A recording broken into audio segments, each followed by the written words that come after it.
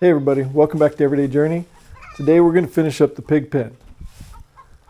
As you can see here, I already installed the gate. I did record it, but somehow I deleted it, so just run you through real quick. I just measured what lengths and widths that I needed, took some 2x4s, cut them at 45-degree angles, and then just screwed the corners together. Then I just attached a piece of cattle panel fence and used some good sized staples to staple it to the back.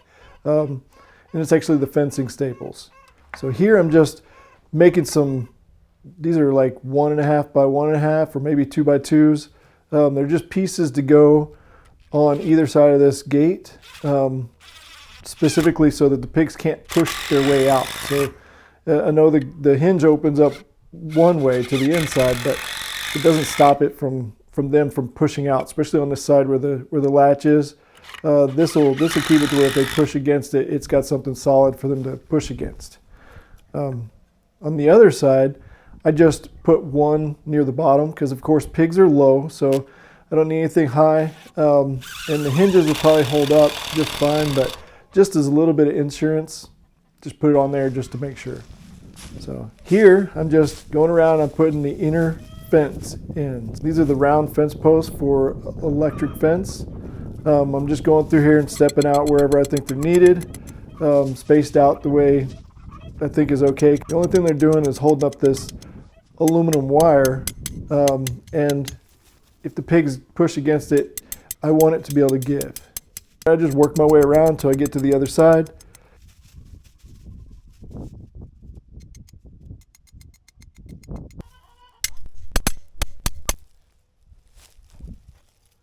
Once I'm on the other side, I just use a stick here. I just went down and figured out about where the nose height for the pigs were, and I drew a line on the stick.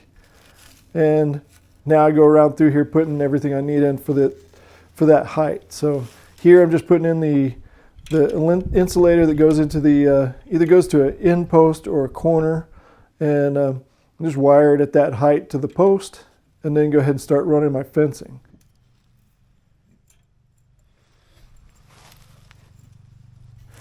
Of course, I got to bring all my insulators that are on these round posts down here where the wire is actually going to go into them, to make sure that they're all the same level.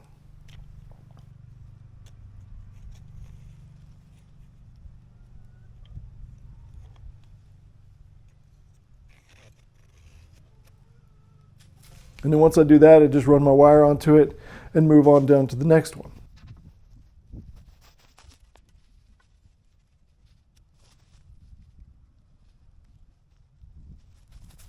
So here, I'm doing that exact same thing. I'm just changing the height of these insulators and then trying to run my wire. And like I said, this is aluminum wire. This is used stuff that was here on the farm whenever I got here. I took it down because it was falling down anyway in places, and but I kept it because I thought it'd be useful for something like this. So it is used. I figure these pigs are just going to push their way through it, probably mangle it up some. So the fact that it's used means I don't care if it's messed up. So I just have to repair it whenever they do, and eventually they'll get trained on it. I didn't realize it here though. I thought this stuff was going to be less tangled than what it is. It's obviously just making a big mess, big knot. It's not coming out very easily. So eventually, so that I'm not cussing on camera, I just go turn the camera off and straighten it all out. Once I get that done, I go ahead and string it out the way I need to, but I still need to put in all these corner insulators. So I just take the wire that I have for that I plan on putting on my fence for the cattle, and just cut off the length of it, wire it to the right height on the post, and then bring it in and attach my insulator. And that'll make the corner. That should give us a little bit of distance between the wire and the fence, so that the pigs will see the fence. And when they do go close to it, they'll touch the wire and it won't be an issue. They'll just get zapped and hopefully turn around and go back. So this is a tedious process. Just got to work my way around. Once I get around to the other end though, I just do the same thing. Set the height, go ahead and put my wire up there, and then go ahead and attach the insulator and get it all tightened up. Now, as you can see though, I didn't really tighten it. I just ran the wire, put it through, loop it up through there, and then just twist the wire on there just a little bit, making sure that it's not tight, because I still got to go back through and walk around and make sure that these didn't come undone, pull it tight as I go. That way at the very end I got the amount that I need and it's nice and tight, and then I can twist it like it should be. Once I get it connected up, then it's the moment of truth. I'm going to go in here and I'm going to get Lulu, who is this one on the right. She actually had some piglets, 3 piglets here recently, and I didn't even know she was pregnant.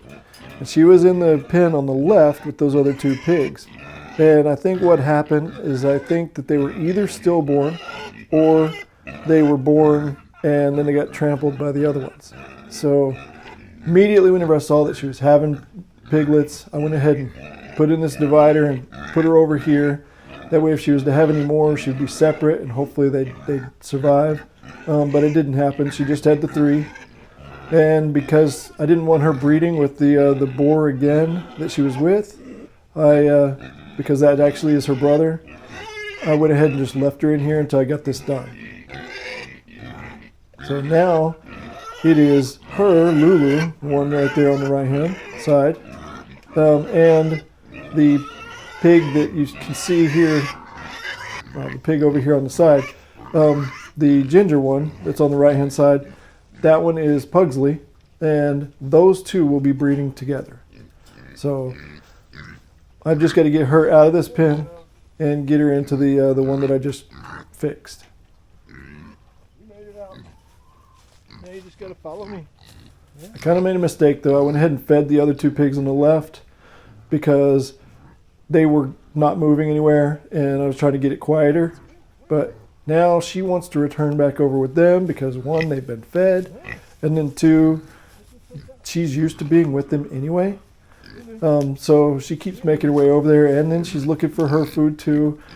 She does pretty good at following, but she's a little skittish because she's been out before. Originally, whenever I tried to set this up, I didn't put the outer perimeter fence, and I just put the electrical wire, and she was kind of trained on it, but I got her over there in it, and she just immediately, when she got zapped, went right through it anyway, and it took half the day for me to get her back. So she's a little skittish, and she's not really food motivated. She is hungry, but she'd rather go over there with her friends than to come with me.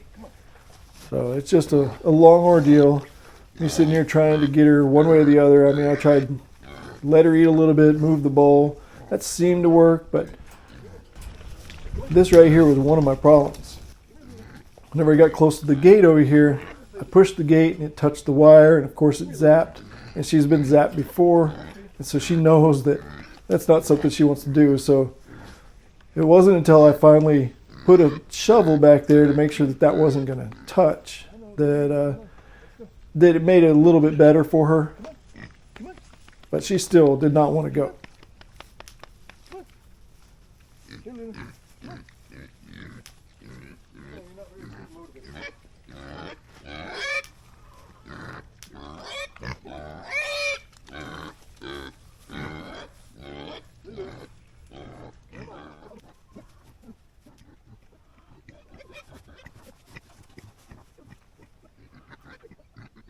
So this is me trying over and over again. We'll just kind of fast forward so you can see a little bit about what I was doing and how it was working.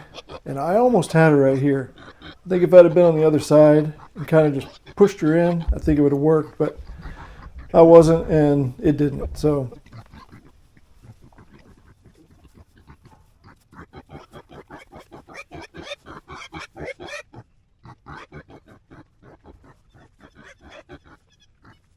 I do finally get her really close over here though, and you see luring her in and everything like that, but I finally decided to try to kind of push her in, and she was not having that at all. So from here on out, she was kind of skittish. You can see right there, tried to push her a little bit with my knee, and she just, nope, not going to have it. So I had to go and do the last resort. Luckily, I got another project that I'm about to do, and I bought these cattle panels, and so I had enough of those to go ahead and make a chute. So here I got it set up. She could push through if she wanted to, but it's just a little bit of a deterrent. And from here, I'm just taking it easy and just kind of nudging her with my knee. And little by little, I just get her going. She's actually focused right now on the grass because she hasn't had any fresh grass in quite some time. As you can see in their pens, it's kind of muddy. So this is fresh grass. She's all about it. And so I just keep trying to nudge her forward while she's eating that grass. And her food bowl's further on through the gate here, so she's good to go as soon as I get her through.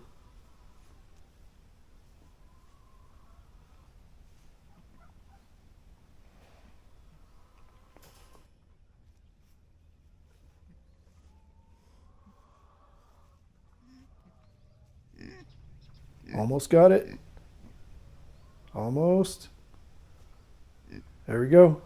Grab the gate. Go ahead and close it up. Well, get her butt out of the way real quick. And then close it up. And she's good to go. Got her in there.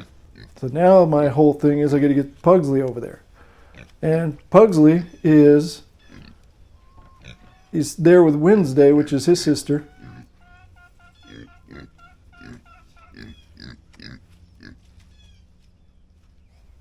I'm trying to get him separated and then keep her in there. And while I'm doing that, though, I hear zap.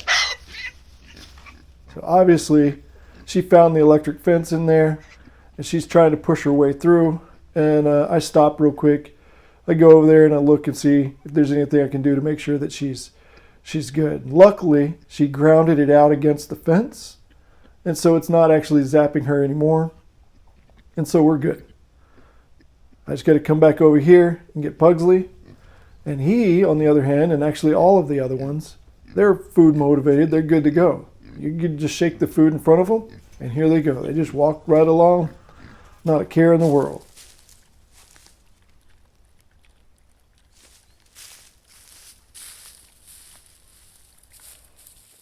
See, he's good to go. He's eating his food. He has no cares whatsoever.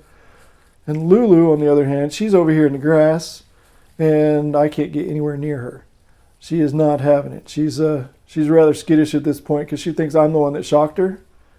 And when you think about it, I guess I did, but it wasn't intentional.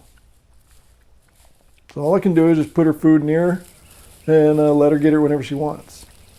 And then I just sit back and I watch because eventually they're going to actually meet. Right now they're just interested in the acorns and their food. As soon as they started into it, I went ahead and started the camera going and pointing in their direction and try to film it. They're young enough now that he doesn't have any tusks, so he can't actually do a lot of damage. I mean, they could bite each other. They could bite each other on the ears. They could bite each other's tails. They could bite each other's wattles, and I guess they could actually bite their legs and things like that. But here it's mostly just a pushing match.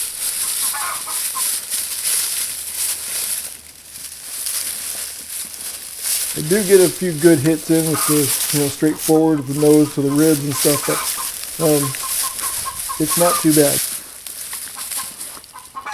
Well, they just keep going like this for a few minutes until they get tired. And luckily it was a nice warm day, and it made them tired even faster. Plus they just ate, so they're pretty done. They're just trying to show each other which one's boss, and neither one of them really win on this.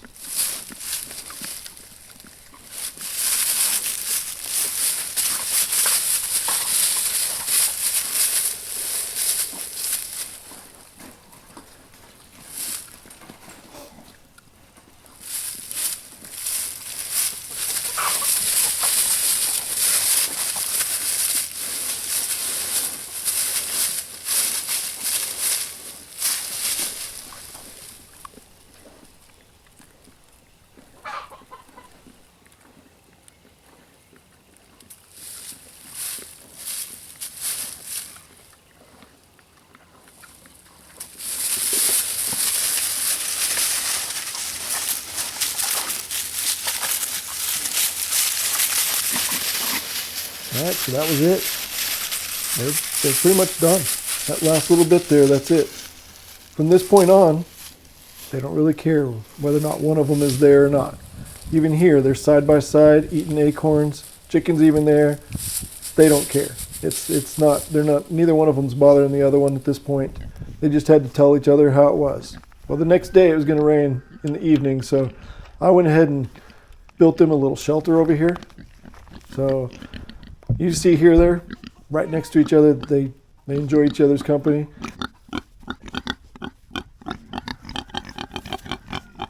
And they even will sleep in this together. They got no problems anymore. This was just a simple A-frame. You see lots of them on YouTube. I tried to take 2 sheets of metal. These were 8 foot long, 2 foot wide, and put 2 on each side. And I think I used 4 foot for the sides and 5 foot for the bottom. That way I could put 2 sheets of metal on there without having to cut them. And of course it was 8 foot long. And then I got 2 4x4 skids underneath on either side. So pretty easy to build. I put it together in probably an hour or 2. And now they got a nice dry place to sleep.